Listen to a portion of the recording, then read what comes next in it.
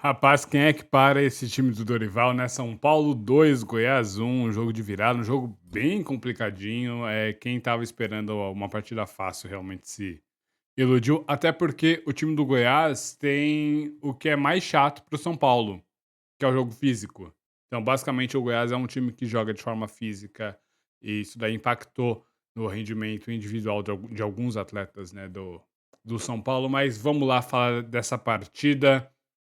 Escalação foi Rafael, Rafinha, Alan Franco, Beraldo e Caio Paulista. Depois Maia, Gabi e mais à frente Alisson, Luciano e Marcos Paulo fazendo essa trinca, né, na armação. E o Caleri lá mais avançado, né? Assim, não foge muito do que a gente esperava, né? Ainda mais sem o Nestor. Talvez com o Nestor o Marcos Paulo ficasse no banco. Então, não sei, talvez o Alisson saísse. Enfim. Mas perto do que a gente considera como São Paulo ideal. O time, eu acho que fez um jogo bom, de modo geral. Com 2 minutos, já deu para ver exatamente qual seria o tom da partida, né. O São Paulo deu a saída, ficou rodando a bola por 2 minutos e meio, mais ou menos, e terminou no chute do Luciano na intermediária, né. Então foi aquele negócio, a gente passou a bola pela direita, pela esquerda, recuou, avançou, tudo mais, até abrir algum espaço entre as linhas do Goiás. O Luciano foi acionado, ele carregou a bola até a intermediária e finalizou. Podia ter chutado um pouquinho melhor, mas enfim, acontece. E deu pra ver que seria mais ou menos esse o tom, né, o Goiás se defendendo e o São Paulo tendo a posse de bola, atacando. O que ocorre, né, é que com o passar do tempo o Goiás ele foi fechando as linhas, né. Então com o passar do tempo o São Paulo não conseguiu mais agredir tão bem, assim, a equipe goiana, e e aí a coisa foi ficando complicada. Deu pra perceber que eles tinham uma ideia de jogo que era essa bola alçada na área. O Alan Franco foi titular, né, a gente sabe que, talvez o maior problema do Alan Franco seja justamente essa bola aérea. Ele não é um zagueiro muito combativo, ele é um zagueiro mais técnico, então nesse tipo de jogo é complicado. E aí o gol acaba saindo numa movimentação, né, do Goiás, muito interessante, e abre espaço para o Maguinho lá fazer. Maguinho não, Maguinho é o meio-campista. Quem é que fez o autor do gol? Não vou lembrar, o Maguinho é o 20, o autor do gol é o 2. Enfim, mas o maninho lá que fez o gol do Goiás de cabeça, o cara é baixinho, mas enfim, foi naquela movimentação, abriu seu espaço, faz parte, né. 1-0 Goiás. E aí eu fiquei realmente preocupado, eu achei que a gente ia sofrer muito mais do que realmente sofreu. O time tinha a bola, mas não conseguia chegar ao gol, não conseguia atacar. O Caleri, poucas, assim, pelo que eu me lembro, ele recebeu uma bola com alguma qualidade para finalizar dentro da área, que foi um cabeceio no começo do segundo tempo, né, o Alisson que cruzou, ele antecipou e cabeceou. Não era um lance fácil de finalizar, mas foi o melhor a melhor oportunidade que a gente criou para o nosso centroavante. Então é muito complicado, né, esse time, aliás, tá mostrando dificuldade, né, para criar essas chances para o Caleri. É aquela coisa, tem que criar tipo umas 3 por jogo, aí uma delas ela guarda, é uma coisa que tem-se muito, né, no folclore do futebol, cada 3 um vira gol. Mais ou menos isso daí, tem que criar essa chance, o que interessa é isso, tem que criar essas chances para o Caleri dentro da área, mas o São Paulo não tá criando, é o que me preocupa. Outro ponto também que ficou muito negativo foi a exibição do Marcos Paulo. Ele, assim, ele é um jogador técnico, ele é um jogador mais leve. E quando você pega um time físico, de muito combate, de sempre ter alguém junto, ele não vai conseguir jogar realmente. Ele tentou lá, mas, pô, ele recebia a bola e já chegava alguém trombando, já chegava alguém usando a parte física, né, pra proteger a bola. E toda hora era pancada, pancada, pancada. E aí o Marcos Paulo não conseguiu desenvolver seu jogo, fez um jogo muito abaixo, até teve um gol anulado depois no segundo tempo, mas fez um jogo muito abaixo. Pra mim foi o pior em campo, né, da equipe do São Paulo, mas muito por causa disso, porque não era o jogo pra ele, tá? Não é. Porque às vezes a gente fala assim, pior em campo, parece que o cara é ruim ou algo do tipo. Não, às vezes não deu certo naquele jogo, às vezes porque ele não estava num bom dia, às vezes porque não era o jogo pra ele.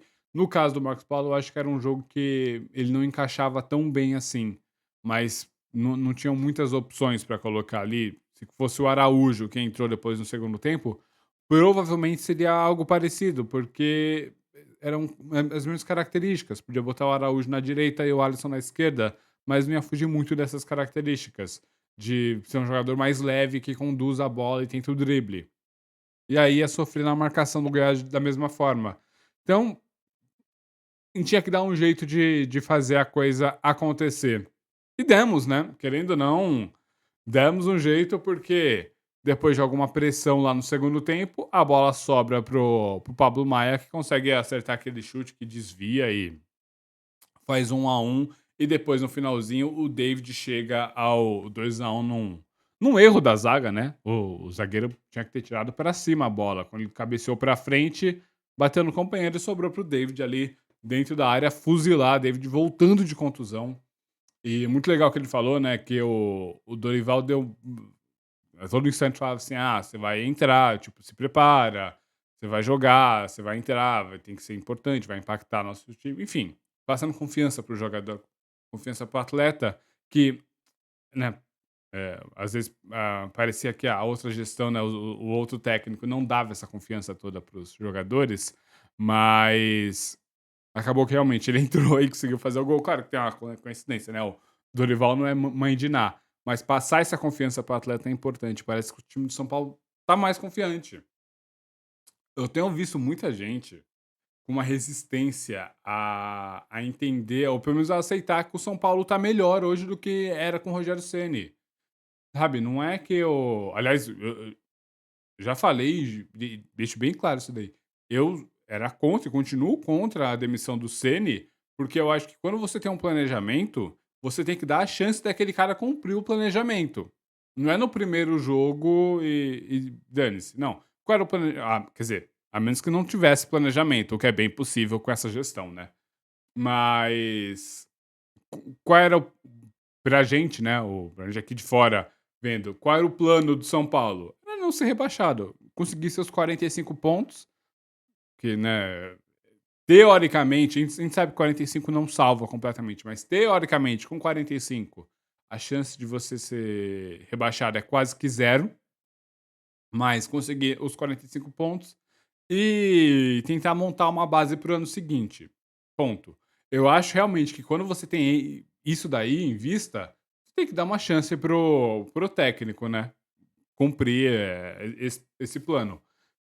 Mas enfim, não foi dada, entrou o Dorival e as informações que chegam cada vez mais mostram o quão problemática era a gestão Rogério Ceni no trato pessoal, tá?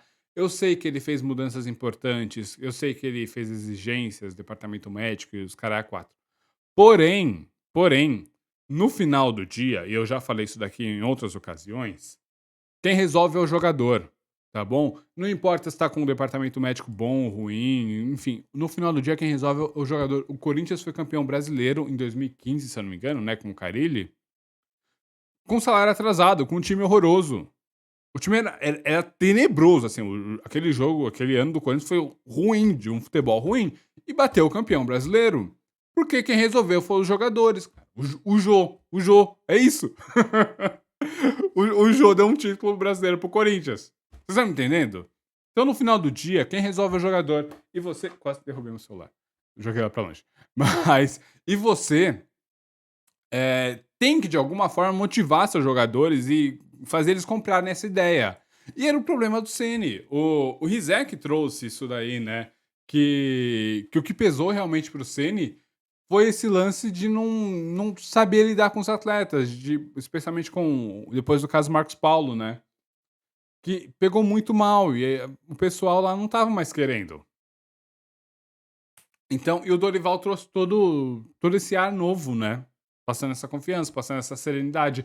Por mais que falassem, mas às vezes ele dá umas mentiras, né, nas entrevistas, falando que tal atleta é bom quando não é, enfim. Mas é claro, ele tem que defender seus jogadores.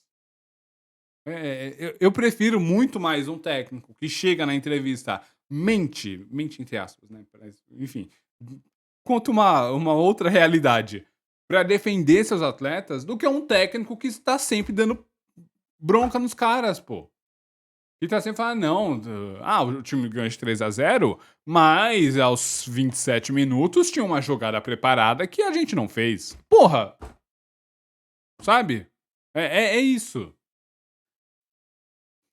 Sabe, eu acho que quem continua a defender incondicionalmente a gestão do Ceni, e eu tô surpreso de ver a quantidade de pessoas que continuam a defender, assim, não enxerga o futebol. Você que tá me assistindo agora, deixa nos comentários. Você prefere assistir um jogo de São Paulo hoje ou ao que era com o Ceni? Você acha que o São Paulo jogou melhor hoje contra o Goiás? Tipo, futebol, tá? Não tô falando só de resultado. Não. Tô falando de futebol. O que você tem mais prazer de ver? O jogo de hoje ou aquele 5-1 contra a Inter de Limeira? É evidente que hoje tem mais triangulação, tem mais posse de bola, tem uma posse de bola qualificada, né? Não aquela posse de bola estéril que era de lateral para zagueiro, de zagueiro para lateral. Sabe, aproximação, movimentação no ataque. Às vezes é o Caleri que tá na ponta, o Marcos Paulo vira centroavante, o Luciano vira ponta direita e o Rato aparece mais atrás pra puxar, pra pegar a bola, né, pra se apresentar para receber a bola, se apresentando para receber a bola.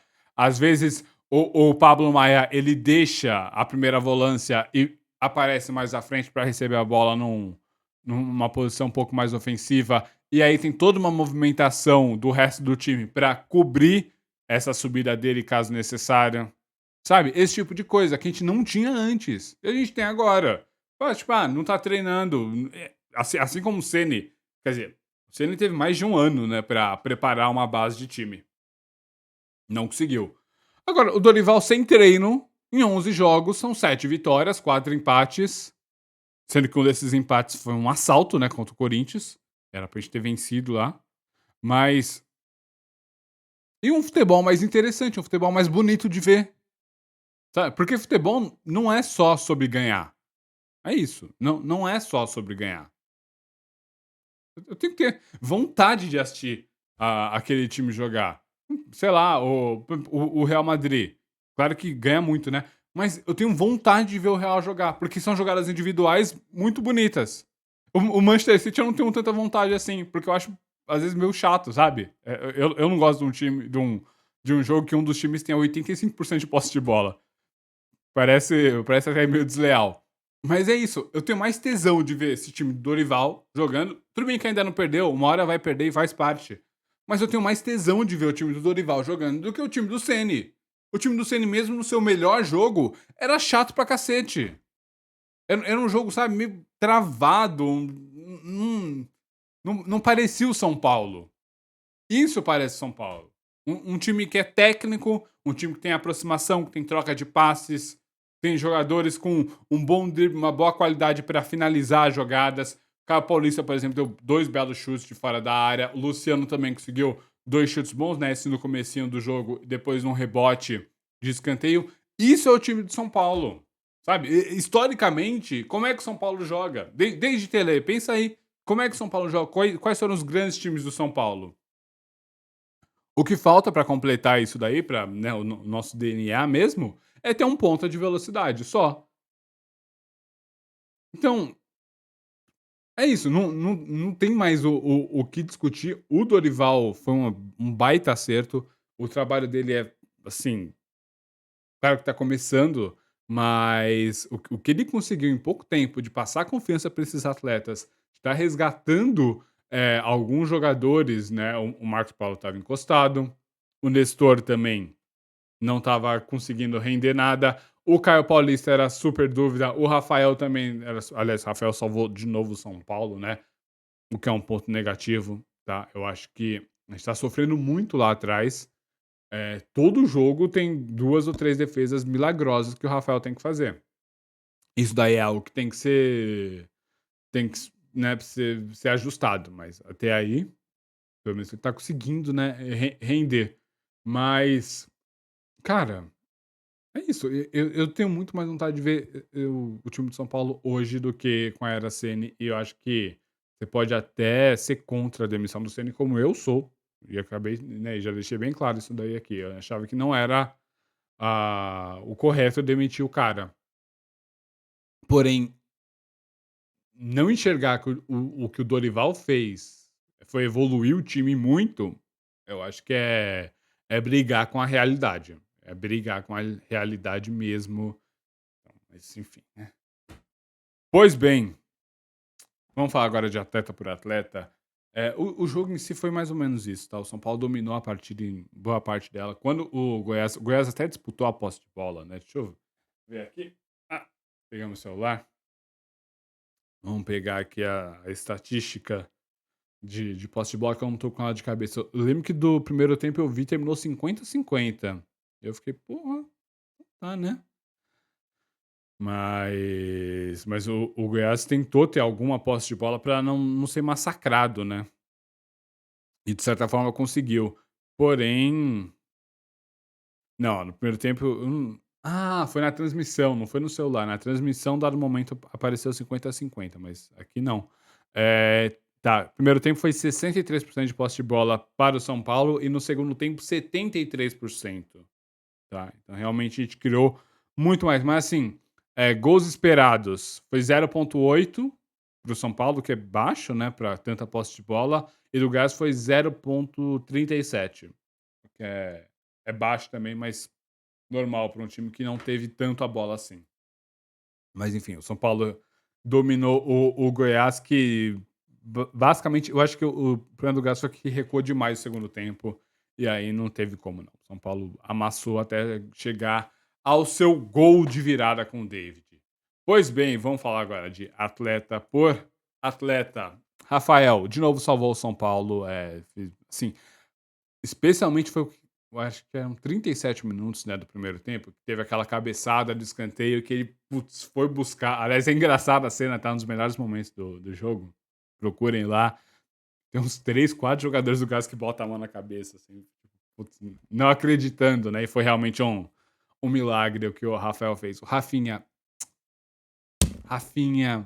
bati no microfone, sorry. Mas o Rafinha, puta, olha, tá pesando, tá? Todas as jogadas de perigo eram do lado dele. Todas. E assim, aí fica aquela questão, né? Tudo bem que você é um jogador mais velho, que não consegue subir, pelo menos não muitas vezes, né, por partida. Às vezes ele aparece lá uma, duas vezes no ataque. Mas, tá, se você não consegue atacar, se você não ajuda na armação, ele basicamente dá toques laterais só, ele não faz muito mais que isso.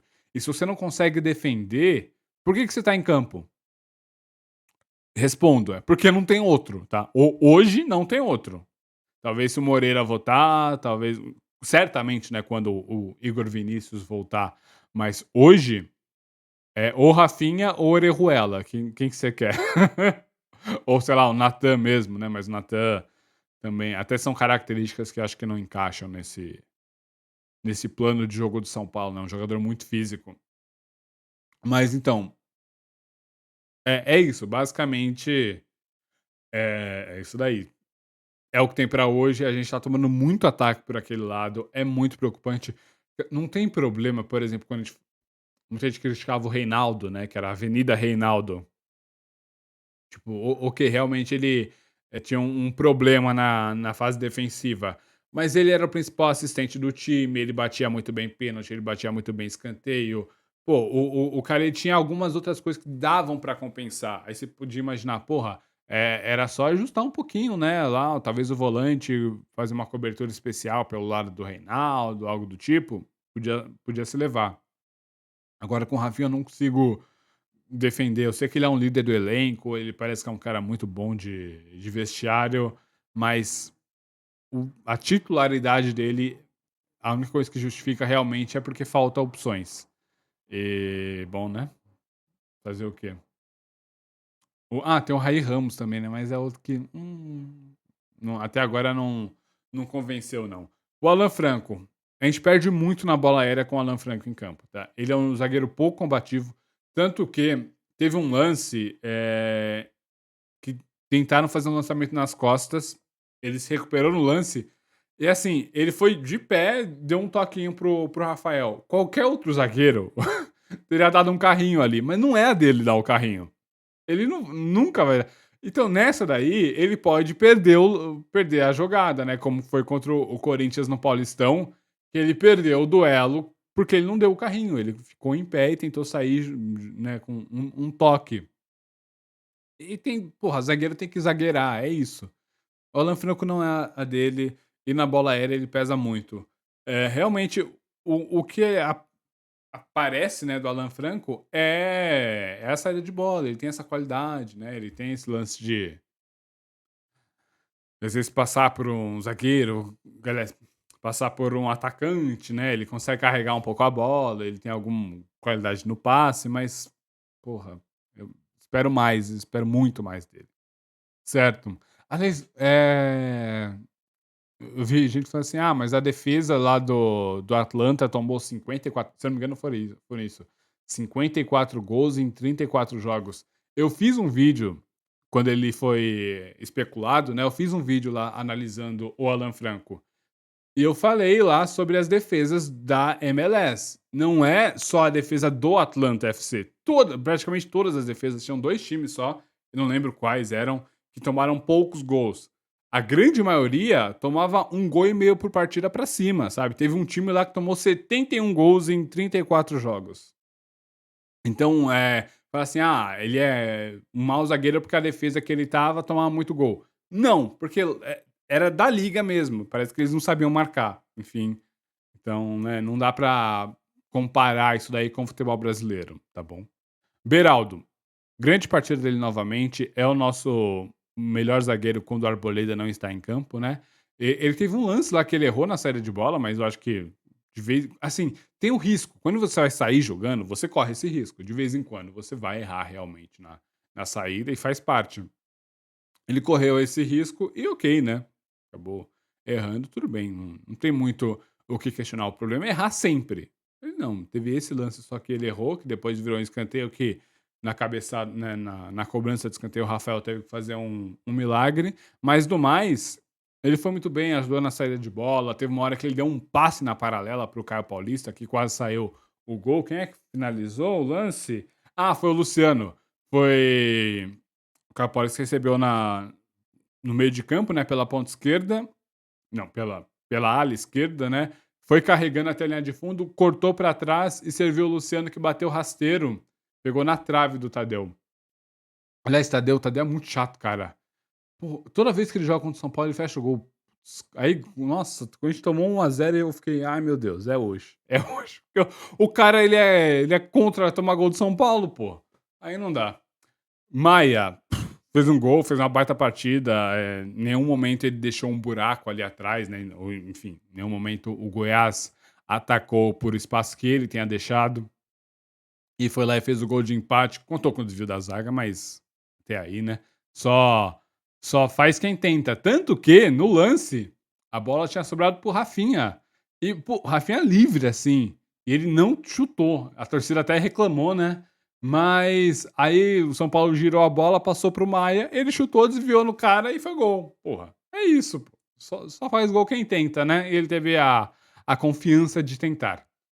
Gabi, maestro, maestro, maestro. Assim, é o ganso uruguaio, pô. O cara, ele rege o time, é isso. Ele é o segundo volante que ajuda na marcação, não é um exímio marcador, né? Mas é muito voluntarioso e ele acha passes verticais toda hora. É impressionante como ele consegue gerir o ritmo do time e quebrar linhas com passes. Isso daí é fundamental. Por que ele não era usado antes?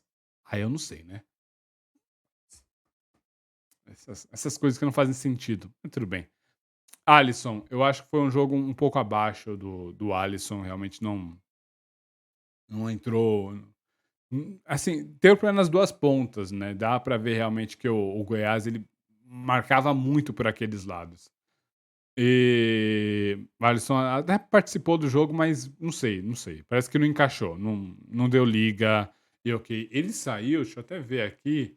Ele saiu com 39 minutos para a entrada do David, que é justamente o cara que fez o gol. Que aí o São Paulo se lançou ao ataque mesmo, aos 39, e saiu o Alisson e o Marcos Paulo para entrar David e Rodriguinho. Antes disso, o Gabi e o Luciano saíram para a entrada do Araújo e do Rato aos 27, e aí lá no finalzinho o Rafinha saiu para entrar o Diego Costa. Mas enfim, o Alisson realmente pesou.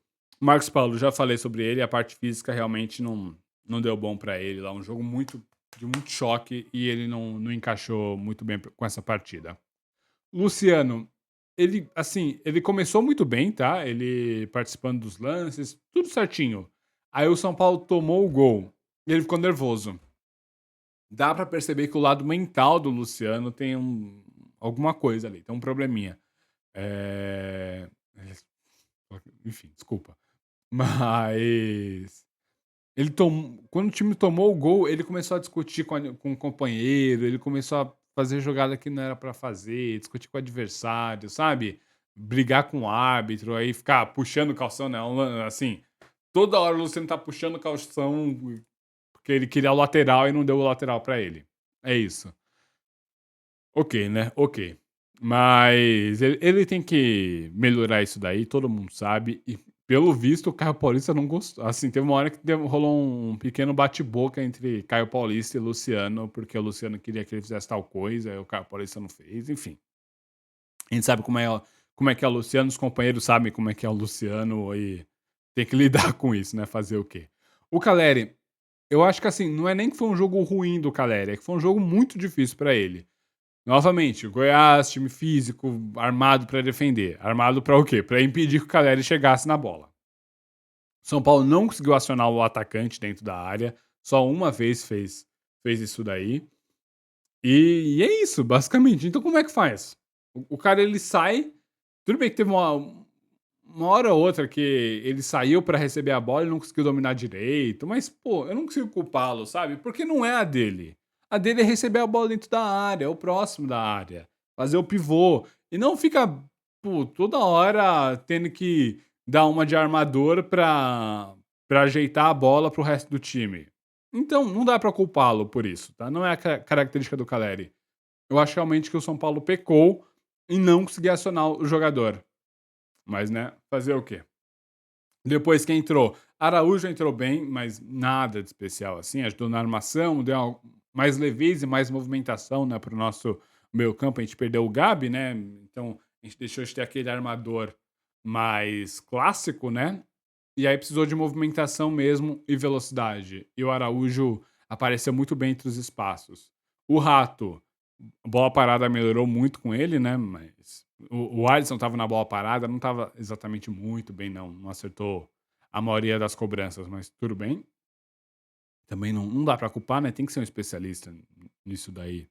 E o Rato melhorou a bola parada do time, tanto que a gente começou a levar mais perigo. E o primeiro gol sai num rebote, né? De escanteio, e o segundo gol sai no escanteio mesmo. Então, isso daí acaba mostrando alguma coisa, né?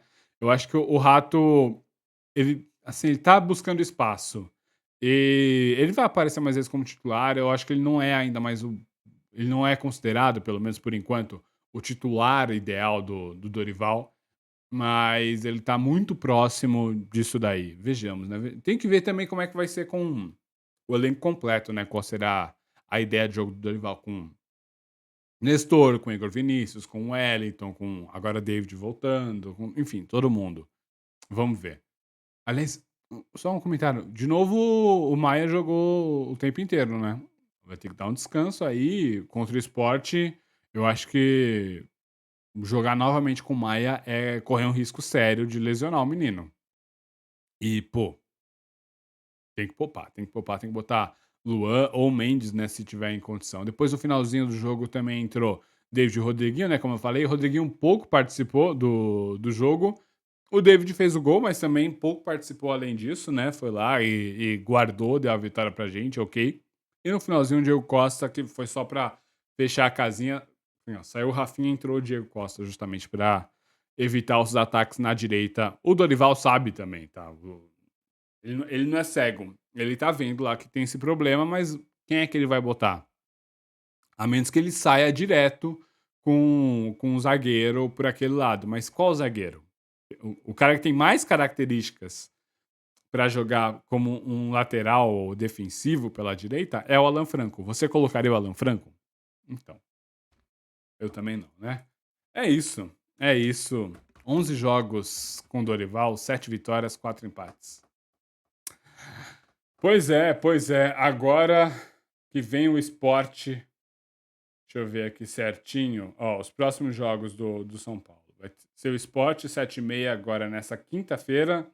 Depois, quer dizer, depois é Grêmio Pedreira, lá às 4 da tarde no domingo.